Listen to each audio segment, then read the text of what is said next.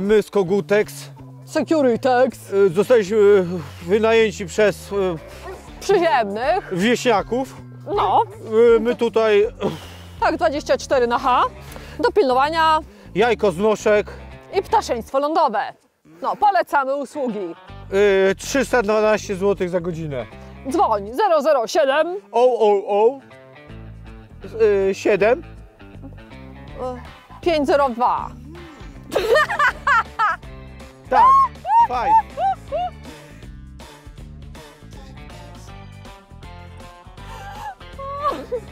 A teraz on cię w drugie oko.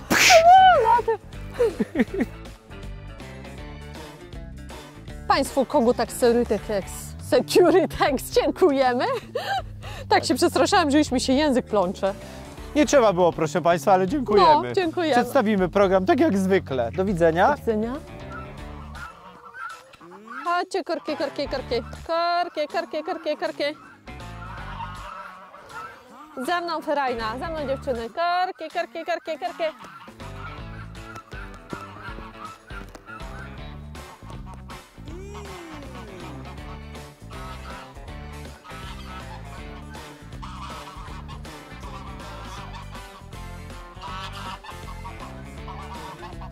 Kaciuszki, kaciuszki, kaciuszki. Chodźcie do mamusi, kaciuszki.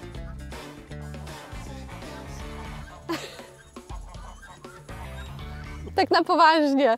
W dzisiejszym odcinku chcieliśmy Wam pokazać, jak my swoje kurtki zabezpieczamy przed drapieżnikami z powietrza i lądowymi, bo ostatnio byłam na kilka forach i widziałam posty, że no, pojawiły się liski w okolicach. Jest zimno, mało żarełka. Dokładnie i no, były posty, że ktoś stracił 15 kurek i został mu i koguta.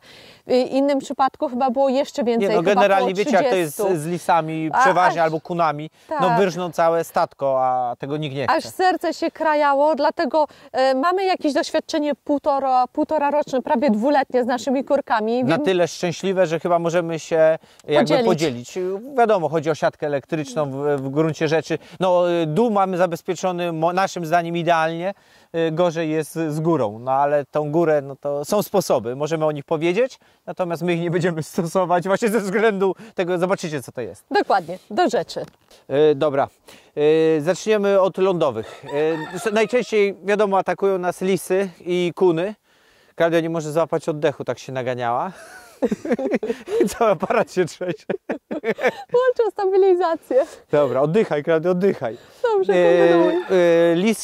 Liski najczęściej zaduszają kury i jak wyduszą całe nam statko, potrafią je po prostu po trochu wynosić.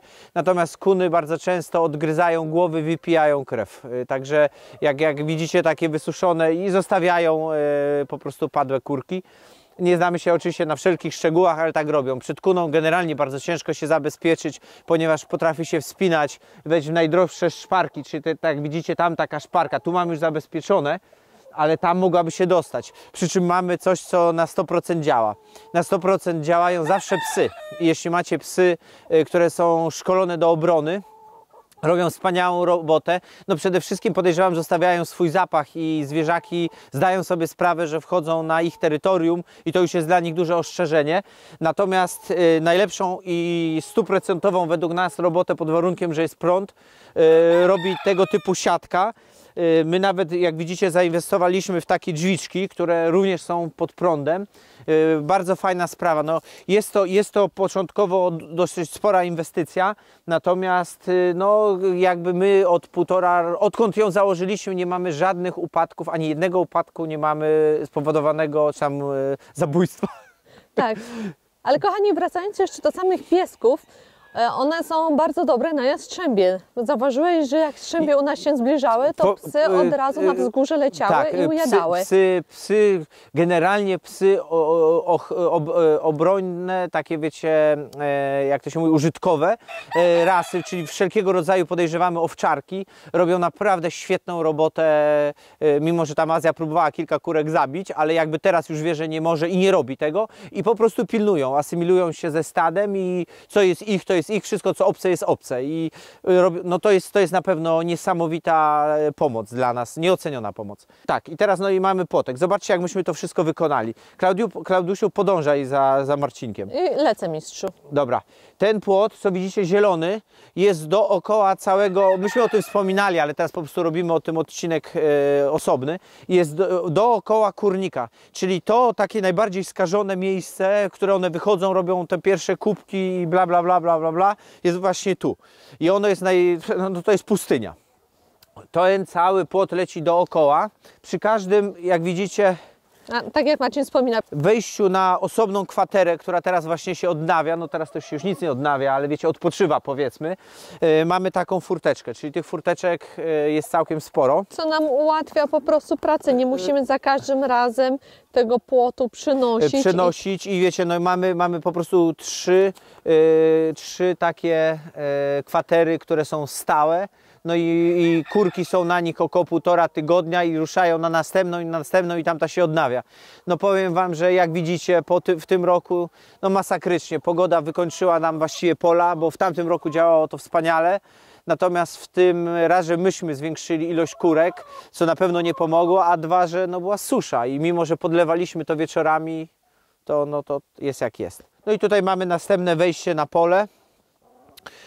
I teraz Wam pokażemy, jak rozwiązaliśmy sprawę przebić. My daliśmy taką folię budowlaną, to jest chyba DPC folia się nazywa, nie jestem przekonany, no jest budowlane, ono się daje na fundamenty o szerokości 25 cm.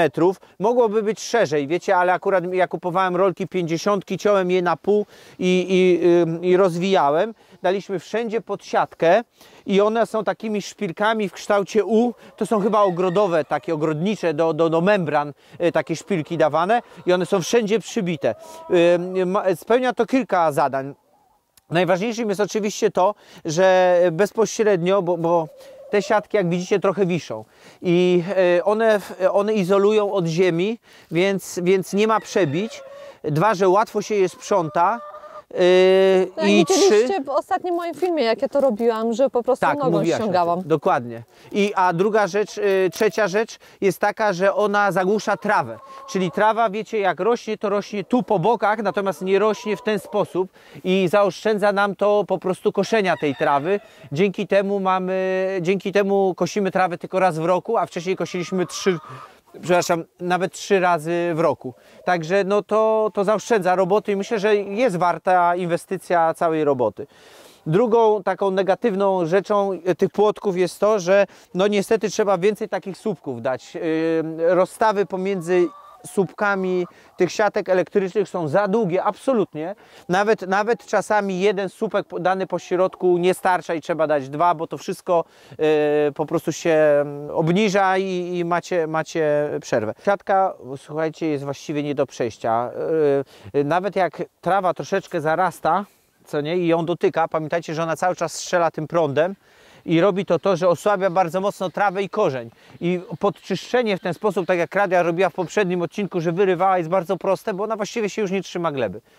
I odkąd ją założyliśmy i uruchomiliśmy elektryzator, nie mamy najmniejszych problemów z drapieżnikami lądowymi. No, tego nikt nie przejdzie, nie ma szans. Nie ma szans, żeby ktoś to przeszedł, bo my też nieraz dostaliśmy kopa i jest to takie uczucie, że wiecie, zwierzak to na 100% zapamięta, tak jak my pamiętamy. A kochani, jakby się ustosunkował do ostatniego komentarza jednego, że ktoś wspominał, że w lubuskim Ankusowie prawdopodobnie, tak mi się wydaje, dobrze czy pamiętam, Dobrze. Że wycinali od dołu jeden rząd po prostu, czy 2 rzędy podobno, tak, dobra, kabla, żeby to nie przebijało. Co o tym sądzisz? Ja uważam, tak, wiecie co, no ma to sens właśnie, bo te przebijanie właściwie jest największą bolączką. Ale wiecie, lisy są cwane, lisy się podkopują i myśmy myśleli sobie tak, zacznie kopać na zewnątrz, próbować się dostać, podnosimy 2 kable, czyli te 2 wycinamy, to on nie podkopie się i na przykład nie dostanie strzał w ogonem. Także no my woleliśmy właśnie zastosować tą folię, więcej słupków, no podraża to robotę i jakby ale pamiętajcie w ten sposób, no raz zainwestujecie w takie siatki, zrobicie to porządnie, jak nie macie kurek jeszcze nawet tak dużo jak my, to was to znacznie mniej będzie kosztować, nie musicie mieć tyle pastwisk i takie jedno pastwisko to jest 100 metrów siatki, popatrzcie jakie ono jest duże. tutaj leci te pastwisko, okradę, no dobra, i w tą stronę, tutaj, tam leci do drzewek, popatrzcie tam i tam masz no, przed Bożenkę, przed Stracha na Wróble. Tutaj cały lasek. No i do Bożenki. I tam masz, tak, tam masz do Strachu na Wróble. Także wiecie, to jest naprawdę spore pastwisko i na 30 kurek, myślę, że 30 kurek je nie zamęczy. Powinny być 2 pastwiska, zawsze, nawet dla 30 kurek chodzi o to, że one najpierw wybiorą robaki i wiecie, no, żeby te robaki miały czas z powrotem się tu pojawić i no, zawsze są lepsze rotacyjne pastwiska, nawet jak macie mało tych kur. Natomiast no, bez dwóch zdań warta sprawa. Natomiast jeżeli chodzi o zabezpieczenie naszych kurek przed drapieżnikami z powietrza, to co ja zastosowałam, zobaczcie, wygląda to trochę jak tutaj jak gypsy, jak cyganeria, ale zrobiłam takie linki z wstążeczkami kolorowymi, które dostałam od ciotuni i gdzieniegdzie jeszcze powiesiłam płyty CD, gdzieniegdzie jeszcze były tutaj takie wiatraki, za dużo z nich nie pozostało. Piękne były wiatraczki, ale rozpadły się wiatraczki, bardzo szybko. Ale bardzo szybko się rozpadły. No i tam widzicie w oddali właśnie te szmatki. I w nawiązaniu do tego zapamiętajcie te kijki, o których i dołki. Zaraz dowiecie się, o co chodzi. Mamy ich tutaj na każdym polu zrobione po 3, a po co? Już wyjaśniam. No. Widzicie, tutaj mamy następny słupek. Tutaj mamy jeszcze następny słupek.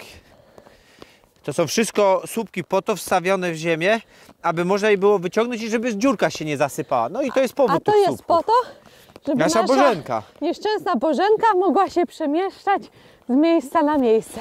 A teraz będzie małe cofnięcie w czasie i przedstawimy Wam bliżej Bożenkę. Tryn, tryn. Idę do Bożenki trochę ją upiększyć, bo troszeczkę mi się zmarnowała. Mam tutaj takie ścigi, które dostałam od ciotuni. Widzicie, takie kolorowe jakieś szmatki. Mam płyty stare. Idę ją trochę poobwieszać, przystroić, niech będzie ładna.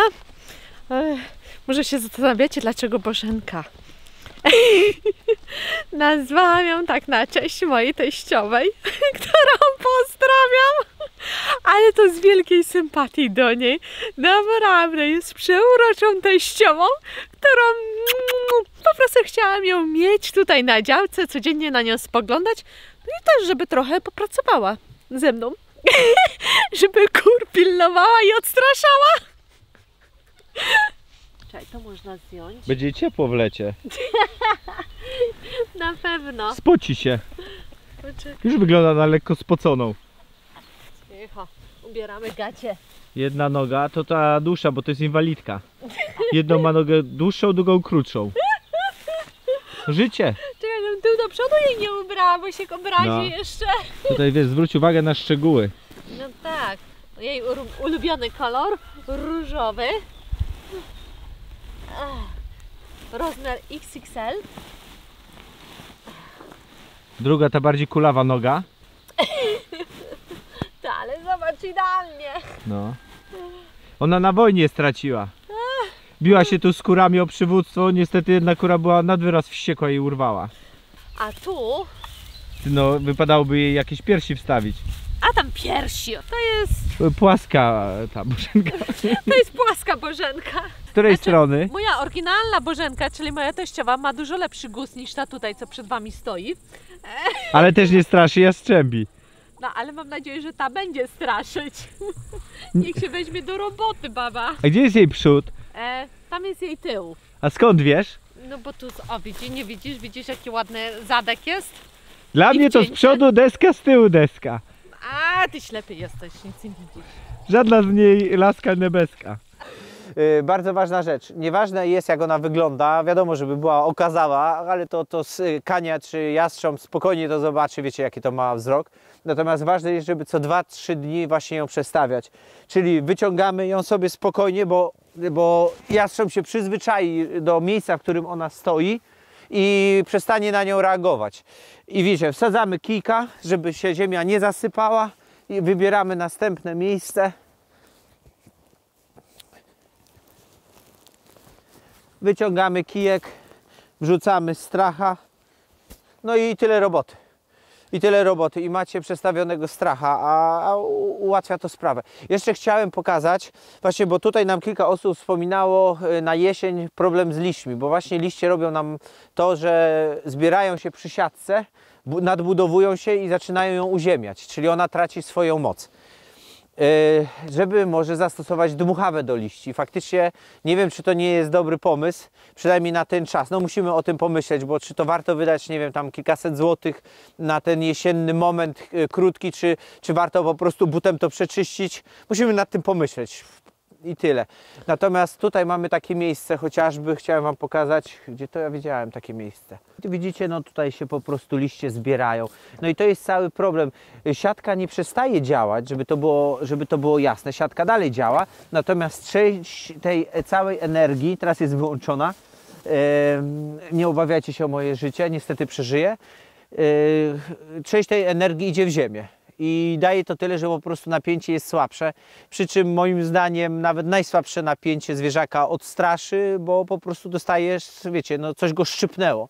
Psy tak się trenuje, są specjalne smycze, które dają również napięcie na tej samej zasadzie, bardzo delikatne, to są jak ukłucia. I pies wspaniale się trenuje, mimo że właściwie nic mu się nie dzieje, ale nie lubi tego uczucia i każde dzikie zwierzę na 100% zareaguje nawet przy minimalnym.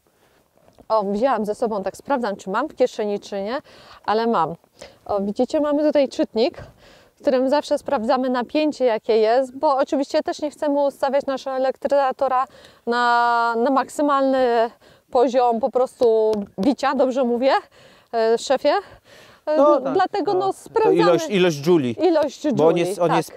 5-dżulowy, jakby ktoś się pytał, to jest taki jeden z mocniejszych. My uważamy, mocniejsze mają jeszcze taką dobrą cechę, że możecie na nich bardzo duże pola budować, bo po prostu mają moc, którą się rozdziela. A jeszcze zapomniałam powiedzieć, na samym początku, jak zainstalowaliśmy siatkę, w nocy mieliśmy tak, słyszymy, to było latem, wiosną, słyszeliśmy jak chyba z 2 albo 3 podejścia liska były, bo był skowyt, my jeszcze piesków nie mieliśmy, naszych owczarków środkowoazjatyckich, dlatego no, wiemy, że naprawdę w 100% to działa. I nie przeszły. Przed tak. tym jeszcze, ja to też mówiłem, że jeszcze jak nie mieliśmy elektryzatora podłączonego, ale już siatki były, to wyobraźcie sobie, że one próbowały przegryźć te druciki. To są bardzo cieniutki jest taki drucik z nierdzewki i one to próbowały przegryzać. Tak, a kochanie, to nie było to, że po prostu bateria nam wtedy siadła? Bo wydaje mi się, że nam bateria siadła i z tego względu, dlatego nie wiem, czy widzieliście w ostatnich naszych odcinkach, Marcin zrobił już podpięcie normalne na stałe. Tam dalej jest bateria, żeby to było jasne, tak. Natomiast działa to teraz na takiej zasadzie, że bateria jest backupem, się to nazywa, takim wsparciem, które, tak, jeśli zabraknie prądu, to my nadal mamy napięcie, napięcie, w tym momencie bateria nie działa, bateria nie działa, jest naładowana do maksa przez ten zasilacz i cały prąd leci z zasilacza. Zgadza się. Oczywiście teraz warunki atmosferyczne dla tej siatki, no wiadomo. I dla nas. Proszę? I dla nas. I dla nas, dla wszystkich. Nie są bardzo sprzyjające. Chcieliśmy Wam po prostu w realu pokazać, zaraz podłączę, jak ona w tym momencie wygląda, jaką ma moc i biorąc pod uwagę, że 3 dni temu lub 4 dni temu czyściłam wszystko, całą siatkę, znaczy nie tyle, że siatkę, co pod siatką. I żebyście zrozumieli, ile mamy pod napięciem, to jest 350 metrów siatki pod napięciem. Tak. I to wszystko z jednego elektryzatora idzie, czyli zobaczycie właśnie, jak on działa. No trochę czyściliśmy, natomiast wcale nie jest idealnie. Nie. Dobra, idę podłączam. Dobra, skoro Klaudia już poszła wyłączyć, pytanie brzmi, czy ktoś zauważył coś podejrzanego na twarzy Klaudii? Oj, ty donosicielu jeden! Dobra, dla uważnych... Kogutek z Securitex zrobił robotę. Tak, przywalili mi. Przywalili, wiecie? patrzcie. No zobaczcie, jakie mam limo tutaj. No, ale my jesteśmy cwane przyziemniaki i wszystko nagraliśmy. Dlatego zostańcie z nami do końca. Dobra, patrzcie tutaj. I polecamy generalnie urządzenia, poczekaj jeszcze chwilę, które mają opcję testowania napięcia, czyli właśnie tego, co ucieka. Widzicie, my mamy na pomarańczowym polu, nie dotyka czerwonego, powiedzmy, że ujdzie. No najlepsze jak jest na zielonym, czyli dwie pierwsze kreseczki, dokładnie. My mamy dwie następne kreseczki i dwie od samej góry są już czerwone. Pomarańczowe takie. Nie, no teraz jest pomarańczowy, ale one są generalnie czerwone, jak wejdą na samą górę. Zgadza się. Chyba polecimy ten elektryzator, to nie jest sponsorowane, ale sprawdza się. To ma taki inteligentny impuls. Jak macie baterię, to jest fajna rzecz, bo on tylko jeśli poczuje, że coś w niego włazi i on kopie, to zaczyna na maksa walić. To jest jakby testuje, coś się pojawia, no to bag go prądem. A tutaj macie opcję taką z tej strony, że po prostu cały czas wali prądem. Także czy się no. I pamiętajcie, to nie jest żadna reklama. Dzisiejszym sponsorem jest Kogutek, już mówię proszę pana, Kogutek Securitex International. Nie wcale żadna inna firma. Dobrze, zaprezentujmy teraz. Tak, no zobaczcie jak to strzela, zobaczymy co tutaj, ile tam jest na piątce jest? Widzicie, 3,7 jest. Teraz zaraz zobaczymy, na którym włączyliśmy, czy na czwórkę, czy na piątkę. Generalnie, jak jest idealne są warunki i jest na piątce, to nawet podchodzi pod 5 z groszem, nawet 6 czasami widzieliśmy Julii. Teraz jak widzicie, jest na piątce, czyli powinno być 5 Julii, jest 4. To są właśnie to, że tu mamy te pomarańczowe światełka. Czyli jest słabsze uderzenie, bo w ziemię część tej mocy ucieka. Natomiast wszystko działa wystarczająco dobrze. Następną fajną sprawą oczywiście są tego typu drzwiczki. Na sam wschód słońca jastrzębie wylatują sobie tam z lasków, czy gdzie tam sobie żyją i zaczynają polować. Kurki, to nam sąsiad powiedział, kurki dobrze wypuścić troszeczkę później od świtu, powiedzmy godzinkę i takie urządzenie daje Wam tą możliwość. On ma czujnik światła, dobra, pojawia się słońce, już by otwierał, ale wtedy zaczynają drapieżniki latać i szukać ofiary. No to można tutaj dać takie opóźnienie i też zauważyliśmy, że właśnie to nam pomogło, czyli tak, lądową sprawę mamy załatwioną, teraz jest powietrzna sprawa. I na powietrzną skałę to są właśnie wszelkiego rodzaju wisidełka, strachy na wróble, ale też wypuszczanie kurek o odpowiednim czasie. Godzinkę po wschodzie słońca znacznie wzrasta bezpieczeństwo, że kurka zostanie porwana waszemu sąsiadowi, a nie wam. A przecież o to chodzi. Co za prezent. Nie dajcie się sąsiedzić. Czym później będziemy wypuszczać, tym pójdzie do tego na samym końcu. Dobra. Następna rzecz, to jest najlepsze zabezpieczenie, jakie znamy, natomiast my ze względów jakby logistycznych, ilościowych, powierzchni jego nie stosujemy. Jest to zwyczajna siatka przeciwko szpakom, krukom, takie delikatne siatki, one są z plastiku, nie wiem, to poliuretan, no z jakiegoś takiego, na pewno znacie, delikatna siateczka i je się rozściela nad całą powierzchnią, gdzie są kurki. Łącznie powinno być to do samego dołu, bo jastrząb jest tak dobrym myśliwym, że jest w stanie pod spód wlecieć, porwać Wam kurkę i wylecieć. No my właśnie ze względów logistycznych, tego tu jest kupę drzew, jakby nam się to nie podobało, jest to też stosunkowo drogie na taką powierzchnię, podarowaliśmy sobie. No ale wszystko do kupy jakby na razie nam robi robotę. Więcej mamy upadków w stylu, że kura coś zżarła, bo wyszła na zewnątrz, albo po prostu jest stara, czy no, może inaczej, w naturalny sposób umiera niż od drapieżników. No, odpukać drapieżniki nas omijają w tym momencie. Jak wybieracie siatki, możecie podejść do tego dwojako. Jeśli nie przeszkadza Wam, że kurka może przez te duże oczka uciec, możecie kupić te trochę tańsze. One mają większe oczka i nie są takie rzadkie, widzicie, jak tutaj zagęszczone od dołu. I tu czym idzie wyżej, tym to jest bardziej luźne. Są takie siatki, które mają duże oczka od samego początku. Prawdopodobnie żaden lis i drapieżnik się nie dostanie, bo jest za mały. Natomiast typowo dla drobiu i dla kurek są siatki tego typu. Zagęszczane od dołu i coraz rzadziej do góry. One mają około 1,25 m i my polecamy kupować, chyba i są bardzo podobne cenowo, na 2 bolcach. No teraz wiecie, akurat jest już prąd włączony. Klaudia, pokażesz tu? te bolce robią to, że dużo większa jest stabilność. Widzicie, są dwa bolce przy słupku. Jeden jest pionowy i jeden wychodzi na bok. Nie kupujcie na jednym bolcu, bo to się bardzo kiwa i no to jest słabe. I widzicie, no i generalnie mamy każdy słupek jeszcze wsparty takim jednym porządnie, mimo poparcie tutaj też na ziemi już leży, czyli idealnie by były dwa słupki, no ale no taki to jest system, no może kiedyś będziemy go poprawiać na jeszcze lepszy, a może nie. Co do tej siatki, to dobrze by było po prostu zrobić odciągi. Najlepiej byłoby ją po prostu ustawić w takich formie kwadratów czy prostokątów, w zależności jakie pole macie. My tutaj przez drzewa za bardzo nie mamy takiej możliwości takiego ustawienia, jakbyśmy chcieli. Musimy się dostosować do warunków. Ale jak macie kwadrat, to po prostu narożniki i odciągi i ta siatka wtedy fajnie jest napięta.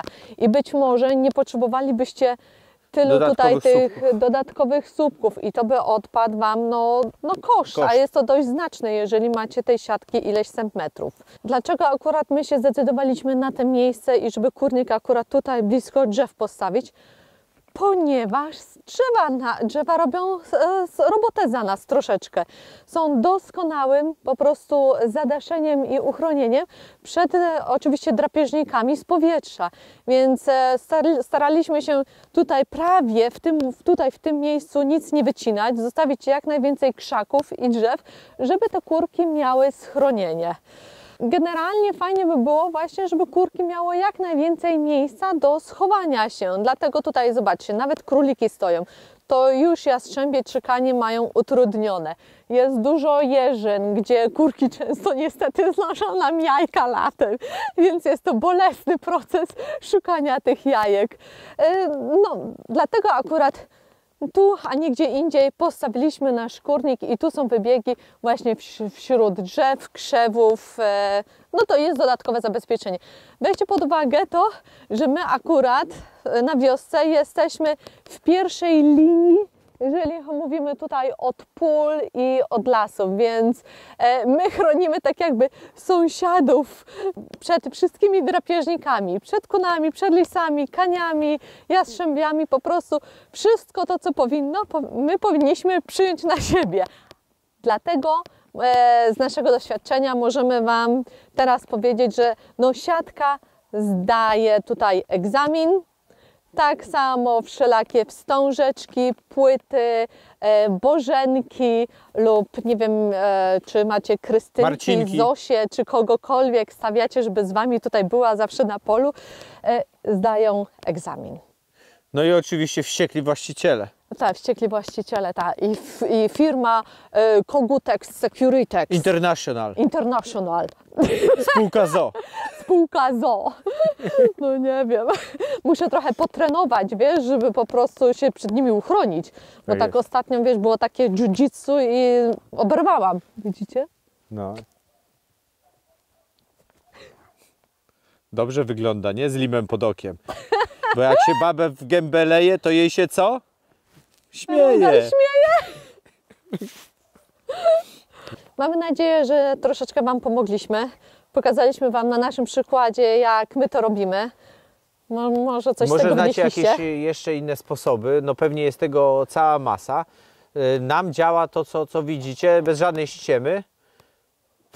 Elektryka nic nie przejdzie i naprawdę tak, wiąże się to z kosztem i to jest generalnie zasada, dlaczego ludzie tego nie używają. Natomiast wszystkich, których znamy i jakby mają tego typu ogrodzenia, problem drapieżników ziemnych, a one są chyba najgorsze, bo wiecie, no jak lis całe stado uwala, jastrząb powiedzmy Wam kurkę upoluje czy dwie, nie? Ale znaczy to już dwa jastrzębie. Tak, no ale mówisz o finansach, no jest to dość kosztowne, ale z drugiej strony... Ale ile, patrzcie, kura teraz, wychowanie kury kosztuje albo kupno kury. No ale z drugiej strony, jakbyś musiał zrobić taką podmurówkę, żeby lis też się nie podkopał, prawda? Postawić jakieś takie panele, Nie, to jest jeszcze bardziej kosztowne. No właśnie. I nie możesz tego, wiecie, to jest stałe już wtedy, nie można tego jakby przenieść. No zależy, jakie macie miejsca. Przy czym ciągle, nawet jak masz spłot, podobno, chyba na pewno, lisy się bardzo dobrze wspinają do tego. Także ciągle nie macie 100% zabezpieczenia. Ta siatka, myślę, że starczy, to już jest nasz drugi sezon.